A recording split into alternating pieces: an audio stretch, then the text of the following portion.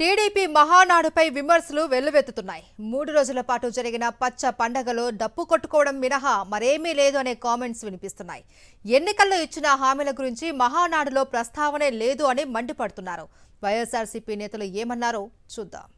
కడపలో 3 రోజుల పాటు జరిగిన టీడీపీ మహానాడులో ప్రజలకు చేయాల్సిన మేలు గురించి కాకుండా తన అధికారం కాపాడుకోవడం ఎలా అనే అంశంపైనే ఏపీ సీఎం చంద్రబాబు దృష్టి పెట్టారు. ఎన్టీఆర్ కు వెన్నుపోటు పొడిచి తాను కుర్చీ లాక్కున్నట్లుగా లోకేష్ తన కుర్చీని ఎక్కడ లాక్కుంటాడో అనే భయం చంద్రబాబుకు పట్టుకుంది. అదే సమయంలో వచ్చే ఎన్నికల్లో ఓడిపోతామనే భయం కూడా చంద్రబాబును అప్పుడే వెంటాడుతోంది. అందుకే వైకుంఠపాళి ఆడవద్దని మళ్లీ తమనే గెలిపించాలని చంద్రబాబు ప్రజలను వేడుకుంటున్నారని సెటైర్లు వేశారు వైఎస్ఆర్సీపీ మాజీ ఎమ్మెల్యే తోపుదుర్తి ప్రకాష్ రెడ్డి.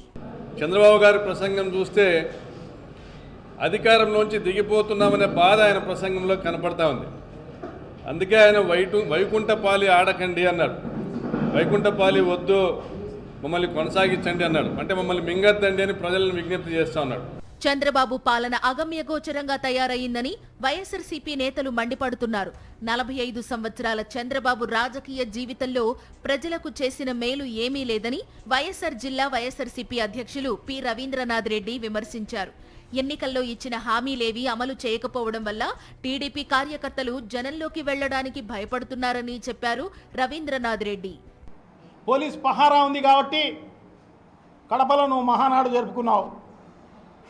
నువ్వు మామూలుగా కడపలోనే మహానాడే కాదు, మీ నాయకులు ఎవరైనా కూడా పోలీసులు లేకోకుండా పల్లెల్లోకి బొమ్మనండి, తెలుస్తుంది. చొక్కా పట్టుకొని నిలదీస్తారు. సంవత్సరం అయిపోయింది, ఇంతవరకు ఏమీ లేదని చెప్పేసి.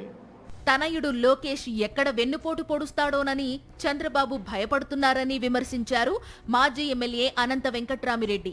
40 ఏళ్లు నేనున్నాను, మరో 40 ఏళ్లు తన కుమారుడు ఉంటాడని చెప్పుకోవడం మినహా మహానాడుతో ప్రజలకు ఒరిగిందేమీ లేదన్నారు అనంత వెంకటరామిరెడ్డి. మీకు నాయకుడు వచ్చి భవిష్యత్తు నాయకుడు మరో వచ్చే 40 సంవత్సరాలు, నేను 40 సంవత్సరాలు ఉన్నాను, రాబోయే 40 సంవత్సరాలు మీకు వచ్చేసి లోకేష్ అని చెప్పి ఎస్టాబ్లిష్ చేసింది తప్ప, తెలుగు వాళ్ళ కార్యకర్తలకు చెప్పింది తప్ప మరోటి ఏమైనా ఉందా అని అడుగుతాను. 3 రోజుల పాటు వైఎస్ఆర్ జిల్లా కడపలో జరిగిన మహానాడుతో ఇటు రాష్ట్రానికి అటు ప్రజలకు ఎలాంటి మేలు కలగలేదనే కామెంట్స్ పెద్ద ఎత్తున వినిపిస్తున్నాయి.